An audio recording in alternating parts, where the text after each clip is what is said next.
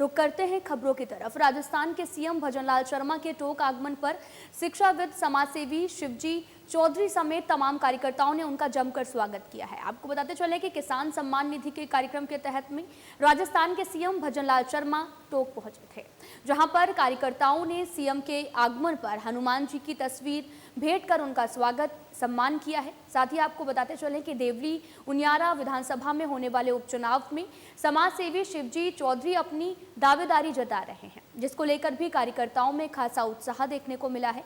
वहीं कार्यक्रम के बाद में सीएम भजनलाल ने पत्रकारों से भी बात की है।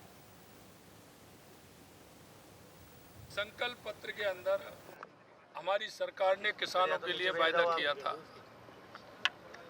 कि हम किसान सम्मान निधि बढ़ाने का काम करेंगे। हमने हमारे पहले ही कैबिनेट की मीटिंग में हमने किसान सम्मान निधि बढ़ाने का काम किया और हमने बजट में भी प्रावधान किया। आज हमने उसकी पहली किस्त 1000 रुपये की 65 लाख किसानों को 650 करोड़ रुपए के लगभग की किस्त आज हमने जारी की है।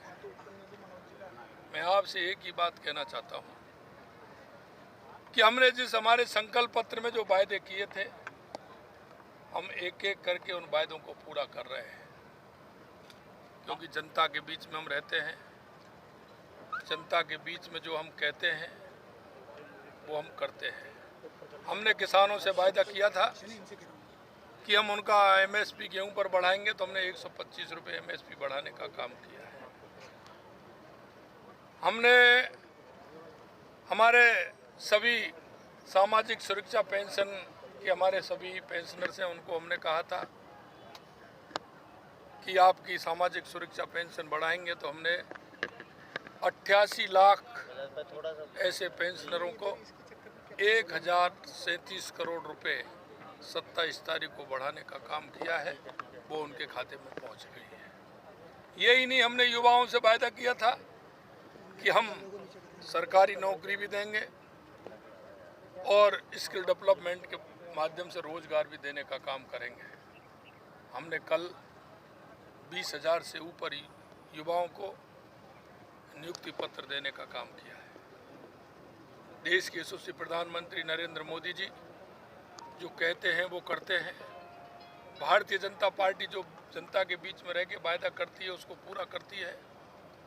और वही मैं कहना चाहता हूं, 2014 के बाद देश के यशस्वी प्रधानमंत्री नरेंद्र मोदी जी ने जिस तरह से देश के अंदर, चाहे वो गरीब कल्याण की योजनाएं हों, चाहे विकास की योजनाएं हों, चाहे हमारी सीमाएं सुरक्षित हों, या नक्सलवाद और आतंकवाद का खात्मा हो, या दुनिया में बढ़ता हुआ भारत का गौरव हो, ये देश के यशस्वी प्रधानमंत्री नरेंद्र मोदी जी ने किया है। और इसी तरह से राजस्थान के अंदर राज्य के मुख्यमंत्री भजनलाल शर्मा ने आज मुख्यमंत्री किसान सम्मान निधि योजना का शुभारंभ किया है, जिसके तहत आपको बताते चले कि आज सिरोही जिले में जिला स्तरीय कार्यक्रम का आयोजन किया गया। जिला स्तरीय कार्यक्रम में जिले के कई गांवों से 500 लाभार्थी किसानों ने भी इस कार्यक्रम में हिस्सा लिया है। कार्यक्रम के दौरान जिले के 63,000 लाभार्थी किसानों के खातों में 6,35,76,000 की राशि भी भेजी गई है। इस दौरान आपको बताते चले कि जिला collector Shubham Chaudhary, ADM doctor Dinesh Rai Sapela और साथ ही सीईओ प्रकाश चंद्र अग्रवाल, सहकारिता विभाग के उप रजिस्ट्रार दिलीप पारिक सहित कई जनप्रतिनिधि एवं अधिकारी भी उपस्थित रहे हैं।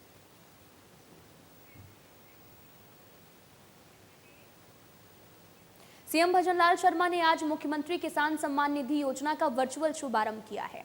जैसलमेर में जैन भवन में आयोजित जिला स्तरीय कार्यक्रम में राज्य स्तरीय समारोह का सीधा प्रसारण हुआ है। वहीं इस दौरान मुख्यमंत्री ने चिन्हित किसानों से वर्चुअल संवाद भी किया है। मुख्यमंत्री ने योजना की प्रथम किस्त के रूप में 1000 रुपए आपको बताते चले कि 65 लाख किसानों के खाते में डीबीटी के माध्यम से भेजे हैं। कार्यक्रम में जैसलमेर विधायक छोटू सिंह भाटी, जिला कलेक्टर प्रताप सिंह, जिला प्रमुख प्रताप सिंह, सीईओ भागीरथ विश्नोई समेत कई गणमान्य लोग भी उपस्थित थे। बड़ी बात है कि किसान सम्मान निधि, ये किसान जब खेती को जाता है तो 6000 से करके राज्य सरकार ने 8000 बढ़ाए। ये बहुत बड़ा काम है। किसान जब 2 महीने खेती में लगता है और इस प्रकार का उसको एक हेल्प सहायता मिलती है, वो बहुत बड़ा काम है। और हमारी सरकार किसान पे चिंतित है। मेरा किसान कैसे मजबूत हो, ऐसे माननीय हमारे मुख्यमंत्री इसकी सोच कर रहे हैं और ये देख रहे हैं कि आने वाले समय में इस भारत के अंदर किसान मजबूत होना चाहिए तो देश। दौसा में विधानसभा उपचुनाव को लेकर पार्टी सक्रिय हो गई। उसे लेकर पीसीसी चीफ द्वारा बनाई गई कमेटी के सदस्य रविवार को दौसा पहुंचे हैं, जहां उन्होंने संगठन की मजबूती को लेकर कार्यकर्ताओं की मीटिंग ली है। सांसद मुरारी लाल मीणा और साथ ही विधायक रफीक खान, पीसीसी महासचिव पुष्पेंद्र भारद्वाज और जिला अध्यक्ष रामजी लाल और ने भी संगठन की मजबूती पर जोर दिया है। उन्होंने प्रत्याशी चयन को लेकर कार्यकर्ताओं से रायशुमारी भी की है, साथ ही बूथ लेवल पर कांग्रेस को मजबूत करने को लेकर रणनीति भी बनाई है। इस दौरान आदर्श नगर विधायक रफीक खान ने भी कहा कि पूरे लोकसभा क्षेत्र के लोगों में कांग्रेस के प्रति भरोसा और उत्साह है। इससे स्पष्ट है कि दौसा समेत प्रदेश के 5 विधानसभा उपचुनाव में कांग्रेस को जीत मिलेगी।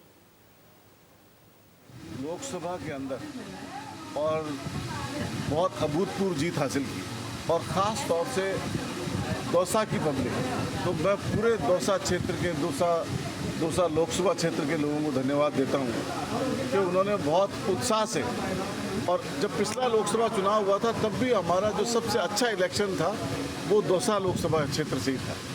तो मैं ये कह सकता हूँ कि दौसा की जनता और दौसा में माहौल पूरा कांग्रेस का माहौल है और यहाँ कार्यकर्ताओं की जिस तरह से भीड़ और उत्साह है कार्यकर्ताओं में, तो ये इस बात का क्लियर संकेत है कि हम न केवल दौसा तो हम जीतेंगे ही जीतेंगे, हम राजस्थान के अंदर 5 विधानसभाओं पर जहाँ चुनाव होने जा रहे हैं, उपचुनाव होने जा रहे हैं, हम 5 विधानसभाओं में जीत हासिल करेंगे।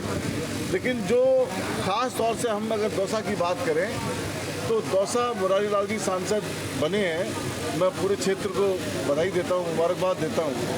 भारी बहुमत के साथ, भारी मतों के साथ 2,67,000 वोटों से हमें यहाँ जीत हासिल हुई।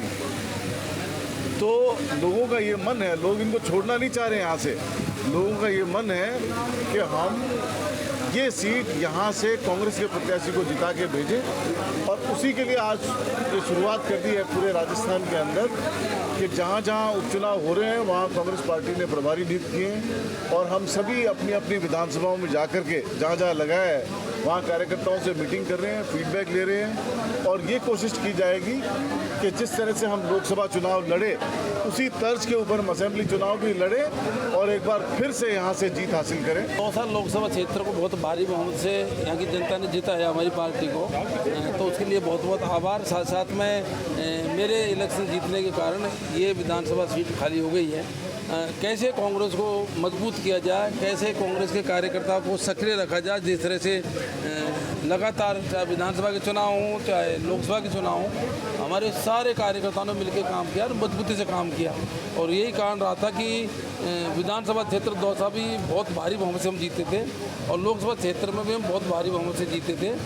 हम सबका मिलकर प्रयत्न रहेगा और सभी कार्यकर्ता मिलकर काम करें। आने वाला जब भी हमारा विधानसभा का बाई इलेक्शन होगा उसमें दौसा विधानसभा को बहुत भारी बहुमत से हम सब मिलकर के जिताएंगे और इसी के लिए आज हमारे रफीक साहब हैं, अपने हमारे प्रत्याशी हैं कांग्रेस के, ये सब लोग आए, जिला अध्यक्ष जी हैं, सब विचार विमर्श करेंगे कार्यकर्ताओं से और कैसे कांग्रेस को मजबूत करें ताकि अच्छे बहुमत से ये सीट जीतें और राजस्थान की 5 सीटें जीतें। धौलपुर जिले के नगर परिषद सभागार में मुख्यमंत्री किसान सम्मान निधि कार्यक्रम आयोजित किया गया है। कार्यक्रम में भाग लेने पहुंचे गृह राज्य मंत्री जवाहर सिंह बेड़म ने मुख्यमंत्री किसान सम्मान निधि राशि से लाभान्वित किसानों के वार्तालाप की है। आपको बताते चले कि मुख्यमंत्री किसान सम्मान निधि कार्यक्रम के तहत किसानों को 1,000 रुपए की राशि उनके खातों में ट्रांसफर की गई है।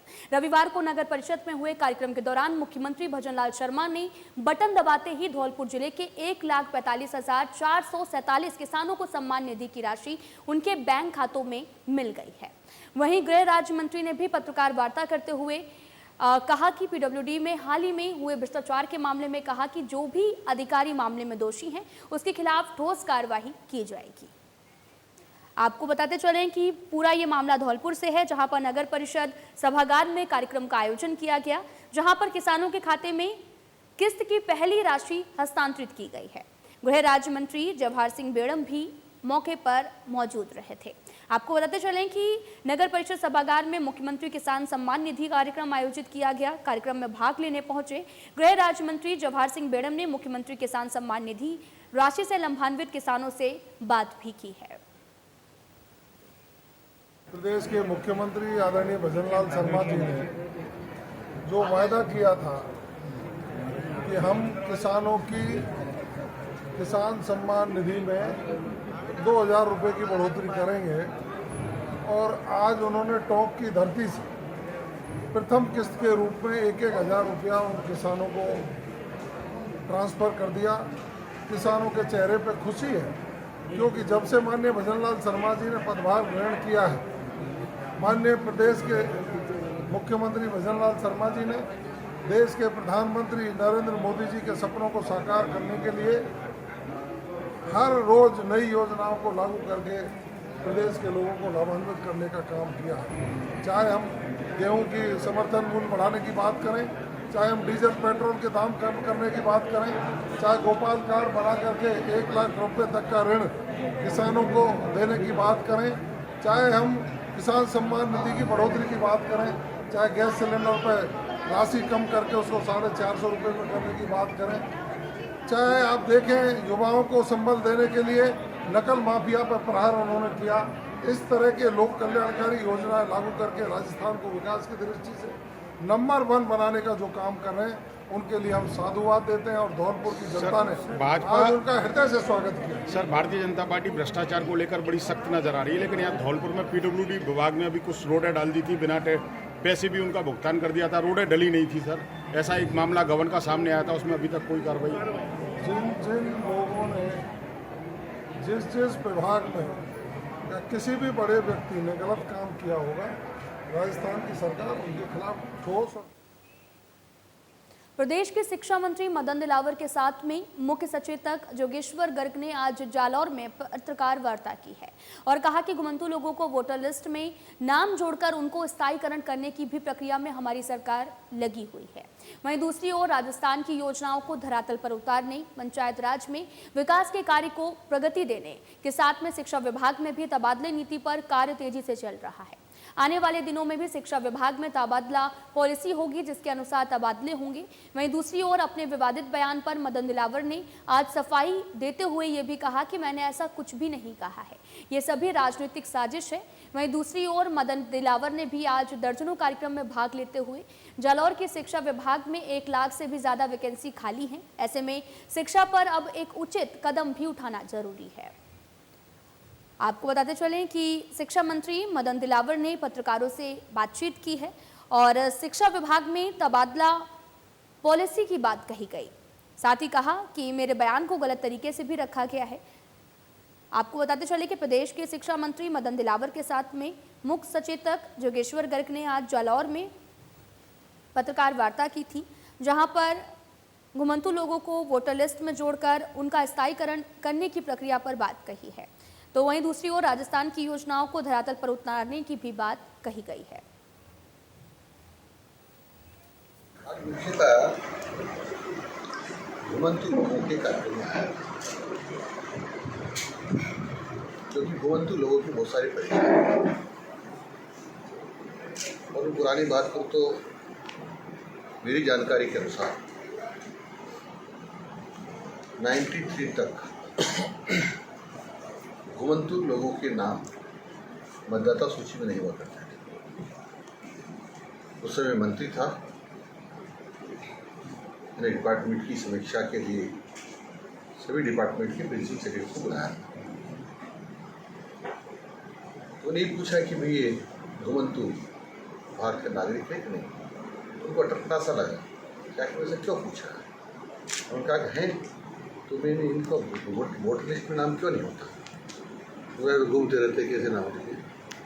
तो मैंने कहा वो घूमते रहते या कुछ भी रहते, उनका नाम वोटर लिस्ट में आना चाहिए, क्योंकि चुनाव आयोग का जो गाइडलाइन उसमें है कि 6 महीने भी कहीं भी सरसरी तौर पर कोई निवास कर लेता है, चाहे फुटपाथ पे क्यों नहीं, तब भी उसका वोटर लिस्ट में नाम है। मैंने उसको कुछ बातों के लिए किया था और अभी भी कोई ज़रूरी नहीं है कि वो निरस्त हो गया तो वापस नहीं।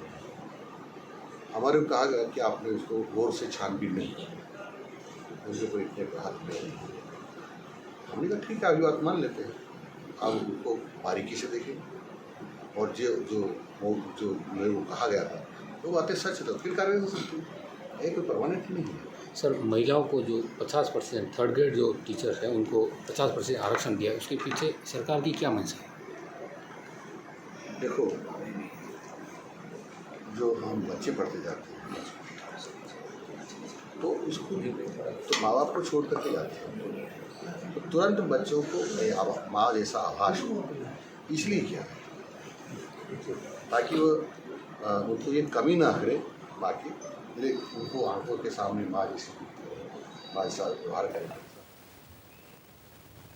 तो वहीं आपको बताते चले कि मानपुर स्थित होटल डिलाइट में आयोजित कार्यक्रम के दौरान बीजेपी कार्यकर्ताओं ने प्रधानमंत्री नरेंद्र मोदी के मन की बात सुनी है। इस दौरान बीजेपी मंडल अध्यक्ष मनीष परसाई एवं जिला मंत्री अनुराधा जैन भी मौजूद रहे। साथ ही आपको बताते चले कि मन की बात कार्यक्रम का लगभग 4 महीने बाद प्रसारण किया गया है। मन की बात कार्यक्रम के दौरान प्रधानमंत्री मोदी ने लोकसभा चुनाव, हूल दिवस और रथ यात्रा, अमरनाथ यात्रा, कुवैत रेडियो के हिंदी शो, लोकल प्रोडक्ट, पर्यावरण दिवस और योग दिवस पर भी बात की है।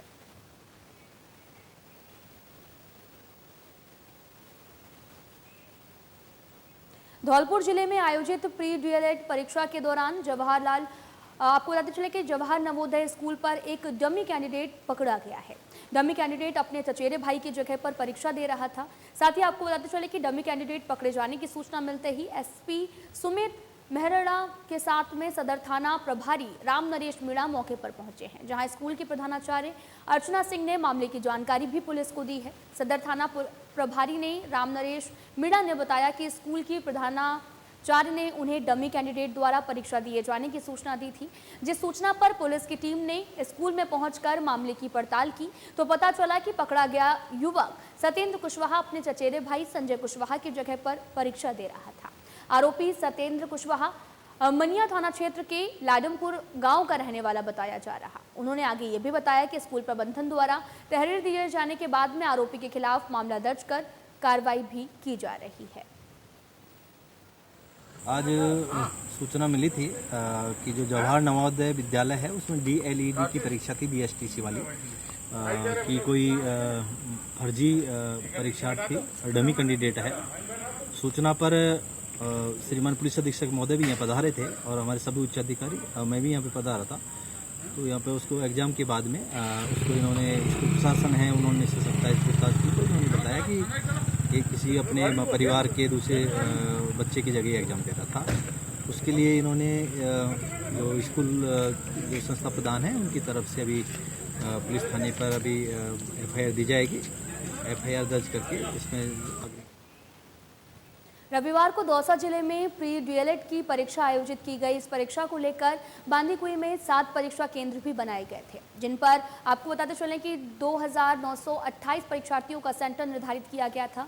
परीक्षा दोपहर 12:30 बजे से शुरू होकर दोपहर 3:30 बजे तक समाप्त हुई है और ऐसे में परीक्षा केंद्रों से एक साथ में परीक्षार्थियों की भीड़ आने से बाजार में जाम की स्थिति भी बन गई। शहर के बीचों बीच स्थित आगरा रेलवे के पास से गुजर रहे बड़ियाल रोड, अस्पताल रोड, राज बाजार, स्टेशन रोड पर भी बाजार में वाहन फंस गए हैं। आपको बताते चले कि करीब 1.5 घंटे तक जाम के हालात बने रहे। मौके पर ट्रैफिक पुलिसकर्मी भी नजर नहीं आए हैं।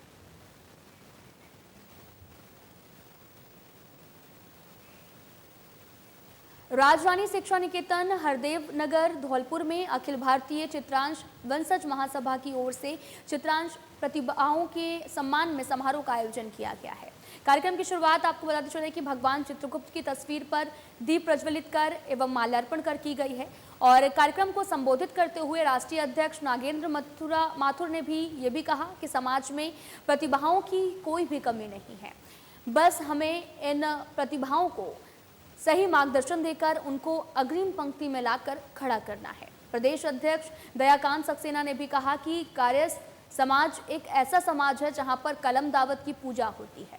समाज 100% शिक्षित है। प्रतिभाओं को आगे बढ़ाने में हम सभी लोगों को मिलकर उनका सहयोग करना होगा।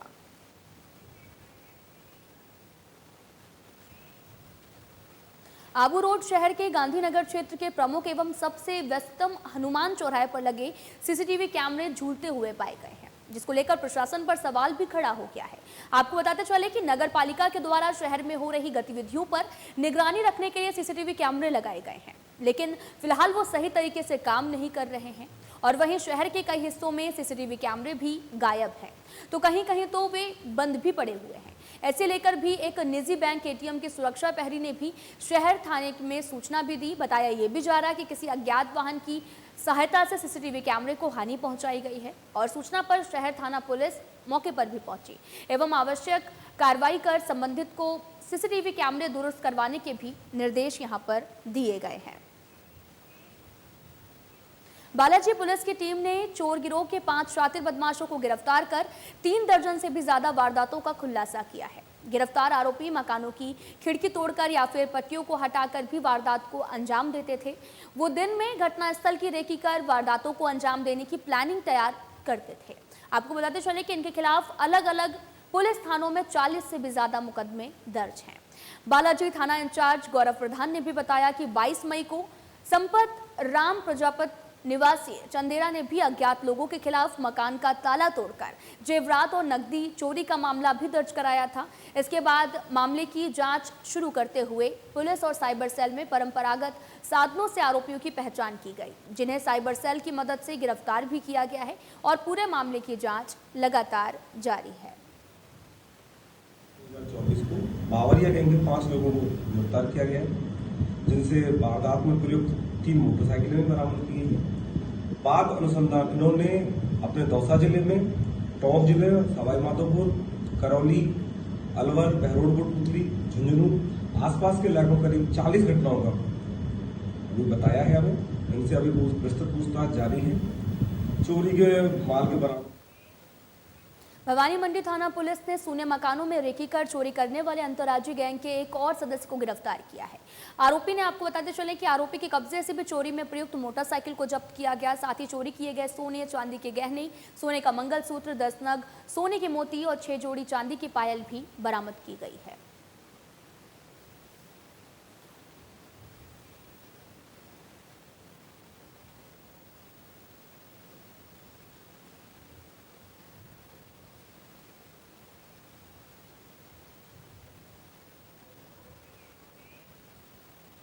मनरेगा में काम करने पहुंचे श्रमिकों की हाजिरी नहीं लगने से श्रमिकों में आक्रोश है। आपको बताते चलें कि कुंडली पंचायत में कुंडली और कुंडला के 120 श्रमिकों का नाम 28 जून को मस्टर रोल में भी ऑनलाइन हो गया था और बावजूद इसके अभी तक किसी का भुगतान नहीं हो पाया है। साथ ही मनरेगा में ट्रीना जागीर सभी मनरेगा श्रमिकों का ऑनलाइन हाजिरी लेने लगी तो ऐप नहीं खुला, जिससे मनरेगा श्रमिकों की हाजिरी नहीं लग पाई है।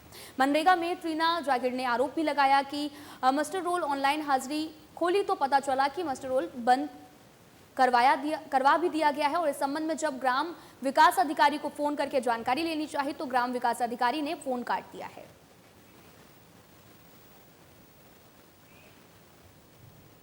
प्रतापगढ़ के धरियावद में 5 दिनों पहले सोयाबीन कट्टों की लूट मामले में पुलिस ने 2 आरोपियों को गिरफ्तार किया है। पुलिस ने लूटे गए 809 कट्टे भी बरामद किए और इस मामले में 13 व्यक्तियों को पाबंद भी किया गया है और आरोपियों की तलाश भी लगातार जारी है। पुलिस ने जांच के बाद में इस मामले में उदयलाल और नारायण मीणा को भी गिरफ्तार कर लिया है और साथ ही लूटे गए 809 कट्टे भी ग्रामीणों की समझाइश कर बरामद भी कर लिए गए हैं।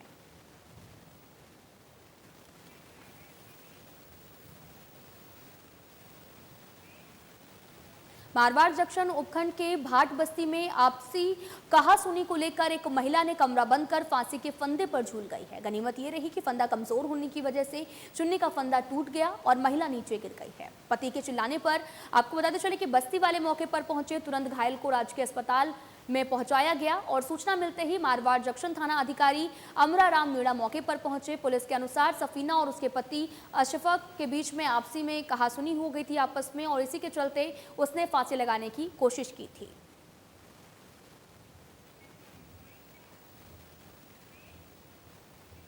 फिलहाल इस वीडियो में इतना ही। नमस्कार।